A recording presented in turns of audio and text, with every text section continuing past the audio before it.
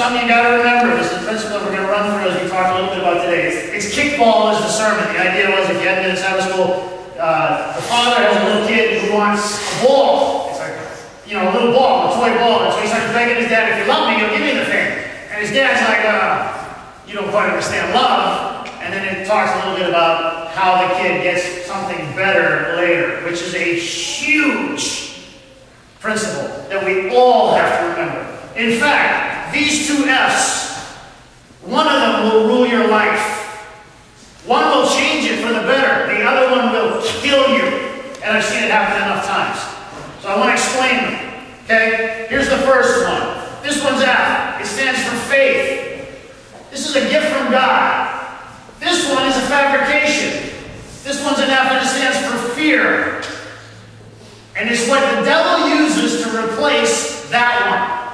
One of these two rules your life. It really does. Profoundly. And here's how. Here's how it works. Both of them are envisioning tools. That's how they work. In this one, the Bible says in faith, you have within your mind the thought that, you know what? Okay, things may not be going really well right now, or I may not have everything that I need, or maybe this is not working out, but I believe it's going to get better. I believe things are going to happen for the better. I believe God is in control. I believe that He will provide. I think it will all work out. And if I just continue to pray and wait and let God do His job, I know that somewhere in this down the road, I will go from being in the storm to the sunshine. That's what this one means. This one is this. And again, it's an envisioning tool. Everybody's gone through this. Okay? Remember how you started worrying about something and it was in your mind and you started playing it? The more you thought about it, the bigger it got. This one says this. I'm going to lose this opportunity. No matter what happens, if I don't act now, it's going to be taken from me. I got to do everything I possibly can to get this because otherwise I don't know how I'll live without it. Even if I got to act stupid and crazy, I'll do whatever it takes because I need this so badly and I may never see it again. I can't tell you how many times I've seen people make really dumb decisions and ruin their lives because this one's king of their. The whole idea behind this is if you don't take advantage of it right now and you don't do it really quick, you're going to lose it. So you beg, you borrow, you steal, you lie, you give everything you need to give and some things you don't need to give to get whatever it is you want because your opportunity is going to be lost if you don't do it otherwise. That's fear.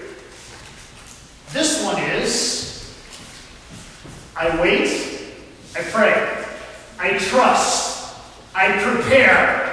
I allow God to bring the opportunity to me. I don't go chasing after it. And when the time is right, I'll be ready and I will have my time. Whatever it is I'm looking for, God will give it to me. Or if I don't get what I want right now, something better is coming. Something a lot better is coming. The choice you make between these two F's will determine the rest of your destiny on this earth and what you do. I can't tell you how much my hope is before we leave here today that that F gets burned and this one becomes king in your life. And here's how it works. Thanks, guys. Have a seat. Let me tell you a quick illustration and then we'll go to the passage. I got a buddy named Andy, a real good friend of mine. He tells me a story that was just a perfect illustration for this.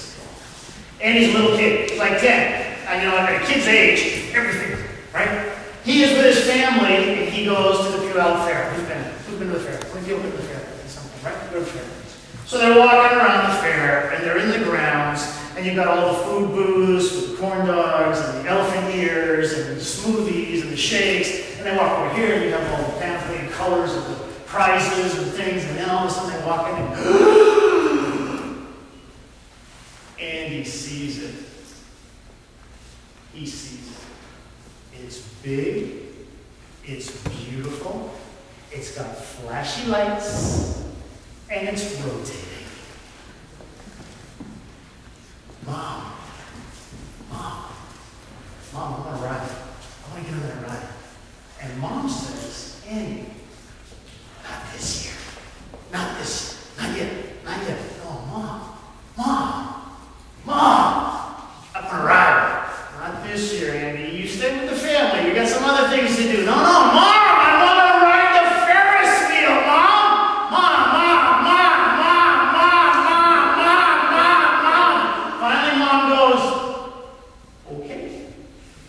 that's what you want to do?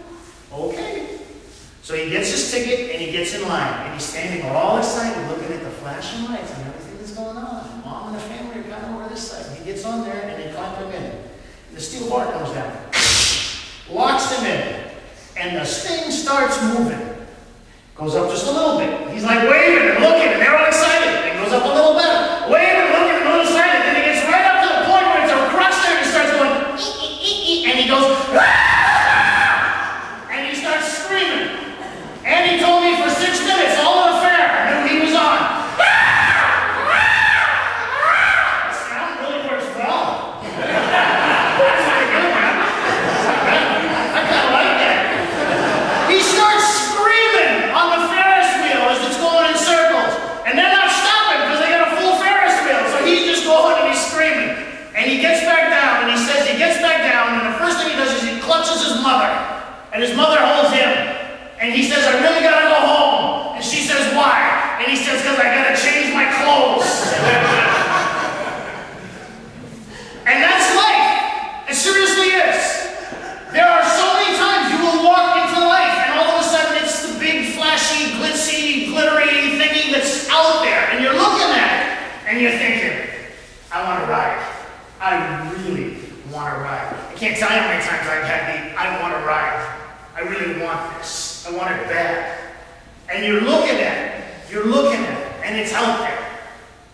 And something's saying, not yet. You know, not yet. Just hold on, wait.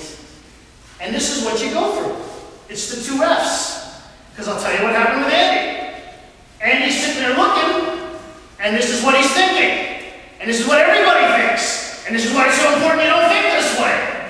He's thinking, if I don't get on that thing today, I will never get my chance. I'll lose. I will never know what this feels like. I'll never know how this is going to be. I will lose the opportunity if I don't do it now. Mom is saying, Andy, your time will come. You're just not ready yet. That's faith. Faith says, hang in there. Somebody's watching over you. Somebody's got your best interest at heart. Somebody is leading you. And when the time is right and you're ready, you will enjoy the ride so much more than you ever imagined if you just trust enough to wait. And between the 2 F's is this decision, and I can't tell you how important it is. Do I wait until God says I'm ready? Or do I push and get my ticket to ride? Because I can't tell you how many times I have talked with people that pushed and got their ticket, and they are crying while they're telling me how much they regret that they got on. How much they hated and it didn't turn out to be what they thought it was going to be. And if they could just go back and turn the clock to that moment where they were about to get in line, they'd have turned around and run. Too many times to enumerate how many people have come and talked to me about that.